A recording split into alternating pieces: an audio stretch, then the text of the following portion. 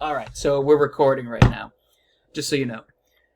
Um, Couple of things. So we're all on the same page before I start fielding questions. It is going to seem like a big gap. Oops, I'm still stuck on my highlighter from my last lecture. But this lab report is not going to be due until April 16th at 12:05 p.m. So that's our regular Thursday lab. The thing is, next week, technically the Friday course has Easter Friday off, and then we would have had lab anyways, because it's Good Friday, but because our other section's on a Friday, which is, or Holy Thursday, it's on Good Friday, they're canceled, so we're canceling our lab too, to make sure we're all in the same boat. So there is going to be a 2-week gap from today until your lab report's due. So that's either a good thing or a bad thing. Depends on how you use your time. But are we all on board with that? All right. So what I've been doing in the past, because I'm so used to asking leading questions like that and used to reading the faces of the my students, so I'll sometimes say leading questions like that, but I'll take 15 seconds of silence to mean we're all on board. But the way I kind of handle questions on Zoom, and I've been doing this with my lecture classes, is you just gotta either have to yell at me, just interrupt me, that's totally fine, or you can write in the chat. The only thing is, if you do type in the chat and I'm writing with my stylus, it pauses my screen and I won't be able to see it, so just keep that in mind. All right. Yes. Yep. Can you hear me? Yes. Yep. Okay. So if we do have do you ever, review our are you able to review our lab reports for progress? Are we able to send it in early? Yeah, and that's actually something I actually don't have a good answer to that, because my traditional answer is that I don't look at things via email, because I have 100 students and it's hard to do, but that's our only option now. So let me say this to everyone. If you put in good effort, I will look at it via email. We need to agree beforehand. You can't just email it to me saying, hey, can you look at it? Send me an email. Let's agree that, okay, I'm going to spend my office hours looking at it, and then I'll get feedback to you. Because if I open up to everyone, I'm going to get 20, it's too much to balance at once. So email me. We'll set up an individual time where I'll look at it, and then we'll have to go from there. Does that seem reasonable? Yeah. Okay. Yeah, and we have 2 weeks too, so we should be able to find some time, right? Yes. Also, just if we do have questions in general, are we able to set up office hours or Zoom, or can we just email you questions and stuff? I prefer Zoom, honestly, during my regular office hours. If you can't meet during then email me. We'll set up another time. Meeting on Zoom is so much faster than meeting on email. And so it's going to help me and you if we do it by Zoom, but worst case scenario, we do it by email. Okay, thank you. Mm-hmm. All right, any other questions in terms of logistical stuff from anyone else? All right, so why don't we get started? What I wanted to start with is just to kind of go over materials and methods. So I know I threw you in the deep end. That was on purpose. What I wanted you to do is just write a materials and methods so you have something to start with. So usually what I would do, and I realize this is not going to work as well as I thought it would on EC Learn, is usually we would do peer review. What I'm trying to do is find the peer review worksheet. There we go. Hopefully it will start sharing. My screen just got messed up, but there we go. All right. So can I just get a confirmation from at least one student? You're seeing my... it should be a document file from it's a Word file. It says method section editing. Okay, cool. Casey, you see it. All right. So usually we do this together. I realize it's not going to work as well as I thought doing it online. So it's going to be almost like you're not going to be graded on this, but this is a good way to check what you're writing. So what I want you to do is I'm going to give you, and I think I already have. If I haven't, I will upload it to make sure you have it. I'm going to give you 2 different method sections. One is good, one is not so good. So what you want to do is be answering these questions to kind of reinforce, did I do this in my own work? Typically, like I said, what we'd do is we'd switch, like we've done in the past, switch each other's written work out. So in a way, yeah, you're not going to get your friend to see what you uploaded on EC Learn. That is for me, because I need to make sure everyone's still on top of their work. I will still look at that. That will still be part of your grade, so it's not useless. But I wanted to make sure that, the feedback you're going to get on it is going to have to come from yourself, or it has to come from me. Because I don't believe doing a breakout group with this is going to get too messy too quickly. So I'm just trying to keep it straightforward for everyone. So are we okay with that? So I'll send this out. This is not the method section. You do not have to do it. It's not going to be graded, but it might help you with writing. So I'll send this along to everyone. So let's just really quick go through what I mean by good and not so good. Actually, let's even start with that. Let's start with this document first. And I'll send, again, I'm going to send everything that we talk about today to everyone. But just guidelines. So I had everyone, like I said, through in the deep end. Write down what you think you need to do. So the hardest part is starting. Then editing's usually a little bit easier. So I'm going to send this back to you later today, probably as soon as we get off, on things you need to check off. Did I meet these requirements? Right. So writing an experimental method section. So certain things. Right off the bat, what most people I find do that is incorrect, it needs to be in paragraph form. So anytime you open up a journal or you read, even from the, not so much from your lab manual, but when you read journals, the experimental method has to be in paragraph form. So that means no bullets. So no bullet points. Oops, can't spell. Bullet points. This is in general. This is just basically keep consistent with the margins and everything else you have for writing your lab report. I don't necessarily need double space because I only do it online, but it does make my life a little easier if you double space it.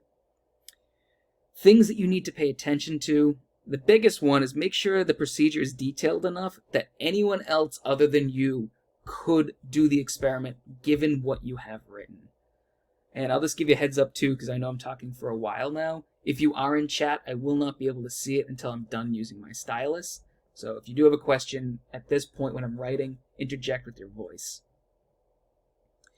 So things that you need to include would be specific amounts, but it doesn't need to be exactly the right amount, right? So if you were measuring, your procedure was to measure out 0.5 gram, and in real life you measured out 4.9 grams, don't mention the 4.9.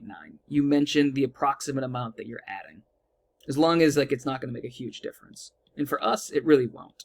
So when you're talking about starting with 0.5 gram of copper, that's totally fine. Even if, if you did this experiment, maybe you start with 0.48 or something like that. We didn't do anything in lab, so you're at a disadvantage for this, but in general, you do mention exactly the type of instrument you used and what year it's from. So basically, sometimes instruments can behave differently in different places, so you want to make sure that you're being very specific. The hardest part, I think, honestly, is not including excessive detail. So I really don't need to know if you took 3 beakers down from the shelf or from your drawer, or if they were washed, or if they were cleaned. I don't need to know if you got eye level with your meniscus. That's way too much information, and that would be stuff that is expected of the reader to understand.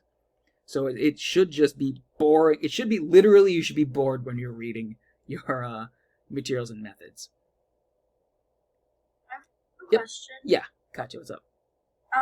So when you're talking about excessive details, Mm-hmm. In the procedure it says several times like for reaction number 4, it was if small black particles are in the filtrate, refilter onto the same piece of filtered paper until the solution is clear. So information like that, do we have to include that? That's actually not excessive detail. It was more excessive detail would be we waited 10 minutes for this or something like that. Things that really aren't that applicable. But saying things like, yeah, we did it multiple times until the black precipitate didn't come through, that's an acceptable amount of detail. It's just more I did it 8 times and it took me 12 hours or something. That's too much. It's just the minimum the person needs to do to recreate it. Okay, thank you. Yep. All right, so again, some of these are just going to be generic that really isn't going to apply to us too much, but I want to get it across to you guys, right? So Another thing that a lot of students do is list materials and methods in the beginning, like a bulleted point. You do not do that. If a material or a piece of equipment comes up during the procedure, you just mention it. You don't give a list of things you need. So that might be another thing too. So there should literally be no bullet points anywhere, or no list. You just say, this was used. So if, like, you know, the sodium hydroxide comes up in one of the steps, you just say, this molar sodium hydroxide was used, blah, blah, blah. You never mention that in the beginning. It just comes up. So don't worry about making lists. Another thing, and this becomes more difficult, is getting the right tone of voice. It's unusual because it's super boring and it seems almost robotic when you're talking, but it's using past tense, third person passive voice. And I know it sounds like we're back in high school English, but this is actually a standard for using for materials and methods. You do not use pronouns. You do not use I, we, etc. So I know some people are getting confused because I let you use we in the introduction and the discussion and the results. That's totally fine. Just don't use it often. When you're doing materials and methods, there are no pronouns. It's just this was done. So an example would be, the solution was heated to 100 degrees Celsius for 5 hours. You do not say, I heated the solution to 100 degrees for 5 hours, because I is a pronoun. It is just, this was done. Like, it should sound super boring when you're reading. You're not writing a novel.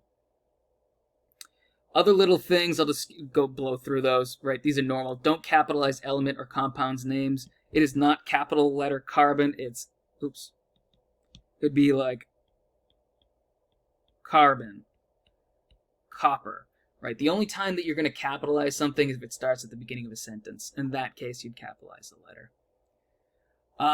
These become nitpicky things, so what I'm going to do is, you can read through that one. It's just making sure that you're using numbers correctly when writing. If you have a unit, you put the numbers in. That's why you're seeing here, like 1 gram, 1 gram. But if you're saying a number like 2 things were, taken off the shelf, anything less than the number 10 you write out as a word. But I'm not too worried about that. What I'd say is, if you're going to rank this in terms of importance, I would say, I'm trying to hit the right thing. There we go. Focus more on the top of this list than the bottom. My recommendation. So like I'm saying, it should sound super boring. And I realize it's pretty boring when it was reading things at you, so I think I'm just going to not follow my plan exactly, because I think you all can read through this. Section A is going to be the not so great one.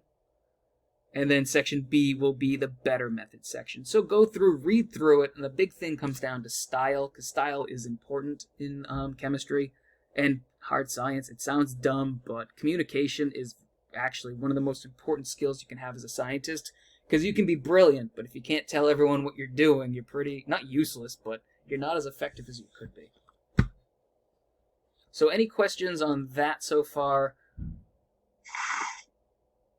Because my plan is afterwards, I just kind of want to go through like a general idea, like, let's build an outline together for our intro. Let's build an outline for our discussion, so you know what I'm looking for and then what you should be adding.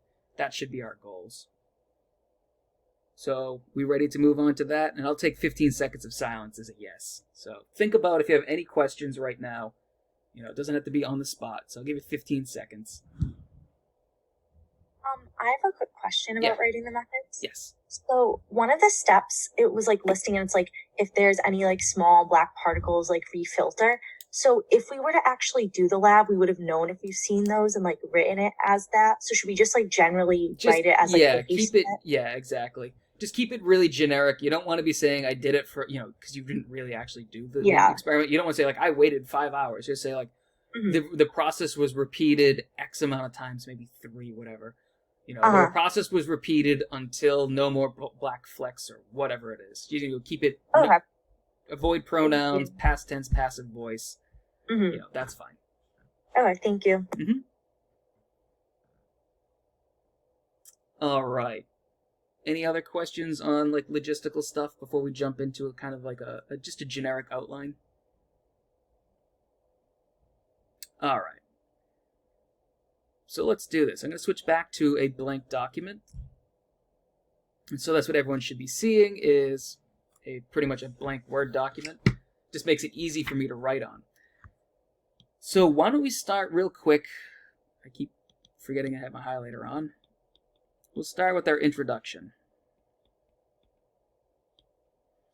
And so what I like to do here, right, is follow that inverted triangle design, or if I can remember again, what is it? Dr. Lau's acronym of BRIGHT, which is background, rationale, or reason.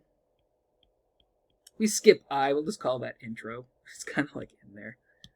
Right, so this is talking about our intro. And then I forget what G is.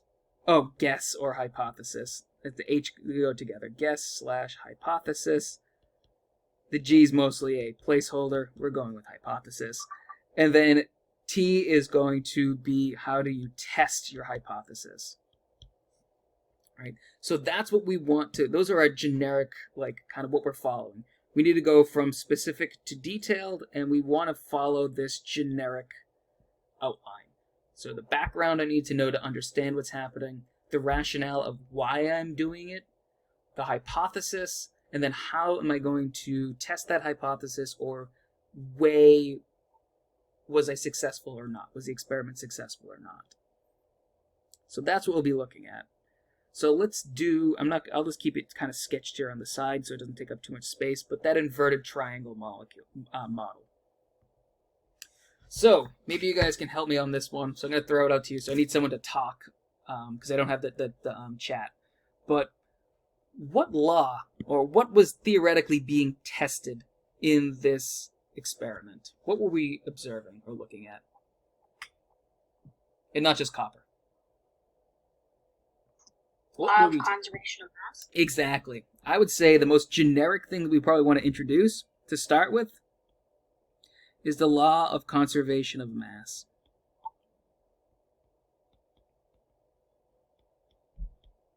So you'll need to introduce that however you feel appropriate. You have to have that kind of introductory sentence to bring it in, but, stating what the law of conservation of mass is, that matter cannot be created or destroyed, atoms can just be moved around. Right? So what I see is getting a little bit more detailed then is, well, if we're going from, our background, well, how am I going to get to that hypothesis, right? What is my rationale? How am I going to test the law of conservation of mass?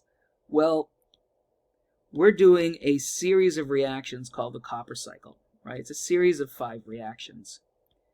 So a lot of students have a feeling like the copper cycle is a thing. It is not something that every scientist knows. It is not like a common thing. We don't use the copper cycle like every day. It is something that we use as an introductory method. And so what we end up doing is going through a series of reactions, right? That way we can start with metallic copper, bring it through a series of 5 reactions, and end at metallic copper. So it is going to be up to you to articulate, in hopefully a very concise way, what the copper cycle is.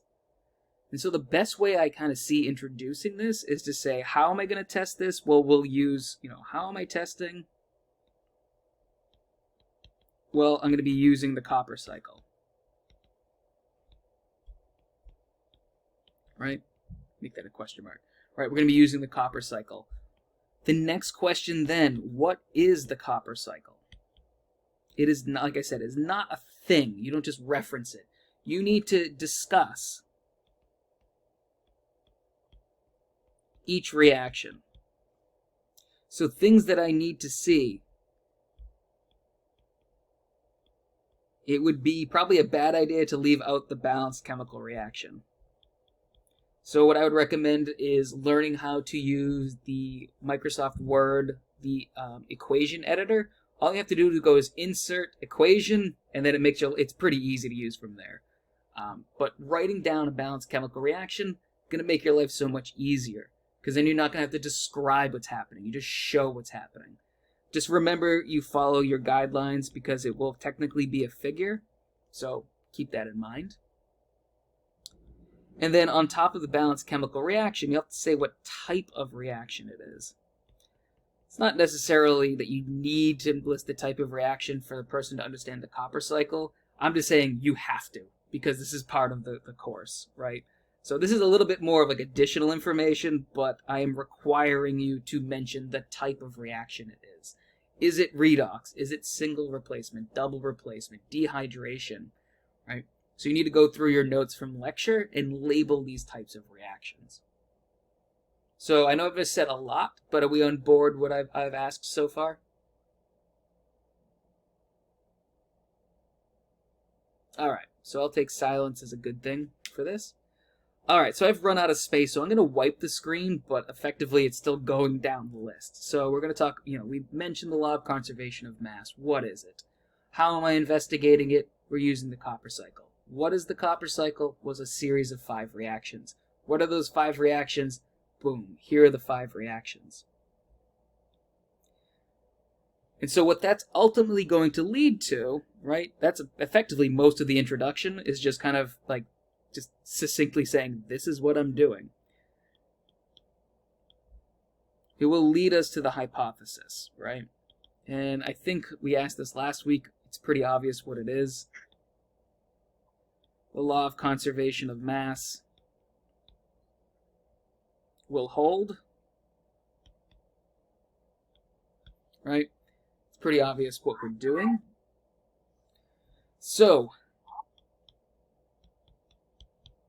how are we going to make sure that the law of conservation of mass will hold? What would we expect our final result to be? If I started with 0.5 gram of copper, how much should I end with? That's the question. Someone want to jump in and just yell it out?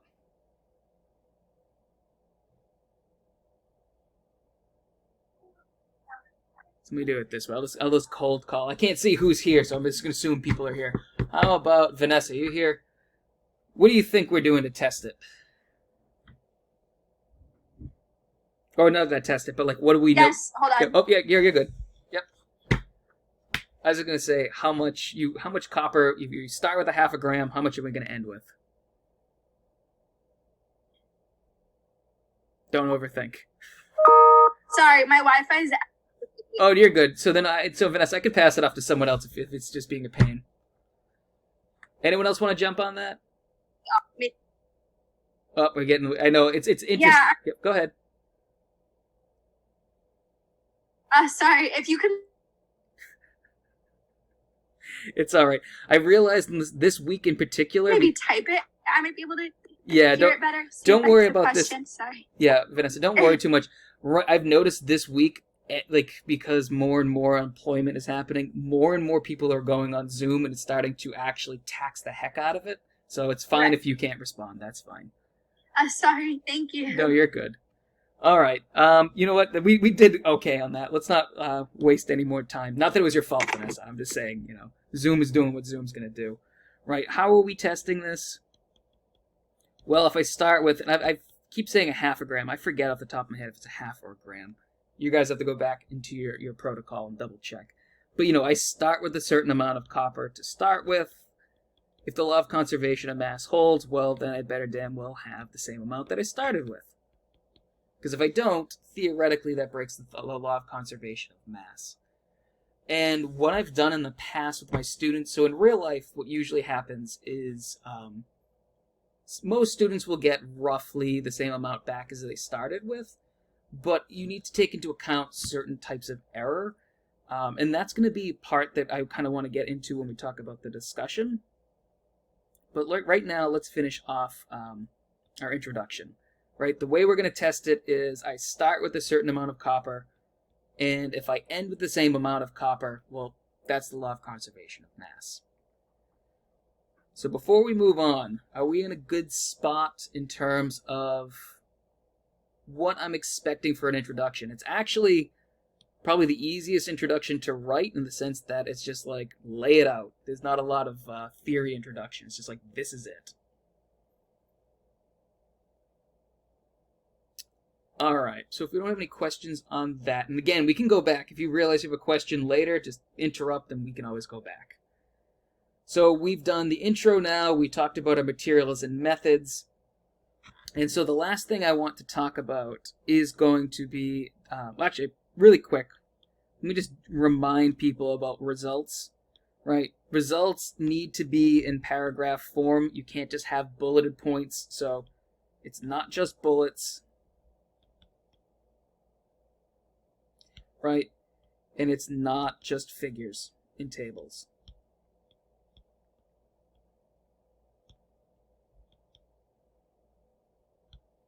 Right, so there needs to be a description in paragraph form, but we've done that before.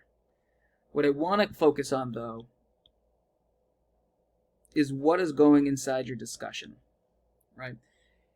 For the most part, you're going to find out, I mean, theoretically, imagine we did it, you got your 100% yield back. Your discussion is, yes, law of conservation of mass holds. That's a pretty boring discussion. So what I need to see, and this is going to be a little bit of work on your part, and then over the next 2 weeks, we can talk via Zoom, you can talk to your friends in lab, that's fine with me. So after you've kind of done your introductory paragraph in the discussion, you state, well, this is what I did, this is what I concluded, right? What I want to see is more of a discussion of error. I can't write today. So discussion of error. And this is going to be the second part. You still have to have that beginning part saying, this is what I did, this is what I concluded, right? But afterward is discussion of error. How did we mitigate error? And so that word mitigate is probably pretty common to everyone now. The idea that we're in mitigation and no longer containment for the virus. Mitigation means how do I tamp it down? Right? So when I say I'm mitigating error, how do I minimize the error is what it's saying. So I'm going to leave it up to you, and if you have questions on this later, or maybe if it becomes too difficult, I'll jump in, but we'll see. I want you to go through each reaction and just think. You're going to have to read through the protocol, because it's going to have to be done in your head. I know it's way easier if you do it in real life, but go through and ask yourself the question, how did I know the reaction was done? That's your major question. Keep writing too quickly. How did I know reaction was complete? Right? That's going to help us mitigate the error, because if we wait till the reaction's done, well, then we go to the next step. Right? Another form of error is going to be looking at transfer error. Could you possibly see losing product as you go from one flask to another? Or if you're using vacuum filtration, which you have done before, right? So think about what could possibly be these sources of error. So what I want to do is just do one with you together, and then you'll see what I'm asking for in terms of the other reactions. So in the first reaction that we have, and I'm not going to write a balanced chemical reaction because it doesn't actually balance that well. It's more, because the reason why I say balance well is there's a lot of side products, but we form one major product. So if you go back in your notes, you'll realize we form copper nitrate, and then something called NOx gas, because that subscript X can be a lot of things. It's 2, it's 1, it's 3. We just call it NOx because it's a toxic gas. I wish we could have done this together, not because it's toxic, but because it actually shows you a really good smog reaction. You actually create smog. So when we start, what we'll have is solid copper, and that will obviously look reddish gold because the color of copper. And then we'll have aqueous nitric acid. And that would be clear. When the reaction happens, we're going to form a blue aqueous solution of copper nitrate. And then we're forming, I know you wouldn't know this because you haven't done it, but it's going to form a brown gas. Everything else you don't really need to know, as much detail as I'm showing for this one. It's a little bit more straightforward, but I do want to just pick one and then kind of break it down, right? I had a quick question. Yes. Will this also be posted somewhere on EC Learn, so we'll have like the data for the lab report? The data, so it's not really there's the only data is you start with a 0.5 gram and you end with a 0.5 gram. So there's no raw data. That's the thing. So like that's that I just sent a document out, what is it, last week or whatever week it was a week ago. It kind of describes what's happening for each reaction, but that's it. The majority of this lab is you mass out to start with and you mass in the end. Everything else is observations. Okay. So, and then for the I had previously asked a question about like error last week. Were you going to send out something on that, or are we just going to talk about that? So this is what we're talking about right now. Okay. So like I'm saying, we have 2 weeks to work on this. If people find out they need more on this, we can meet next Thursday.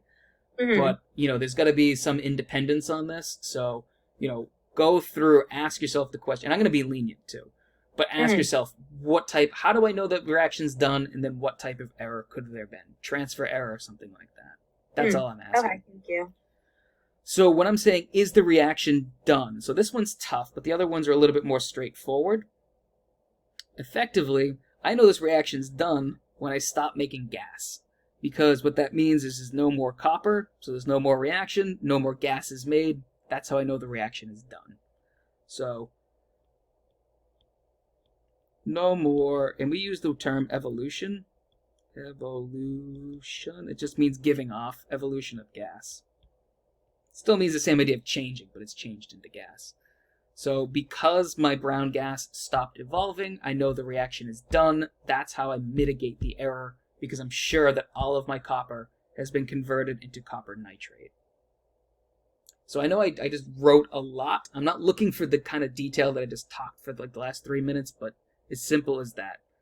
The first reaction, right, I knew it was done because the gas stopped evolving. That mitigated the error because all of my copper went to copper nitrate. That's the end. So are we okay with that?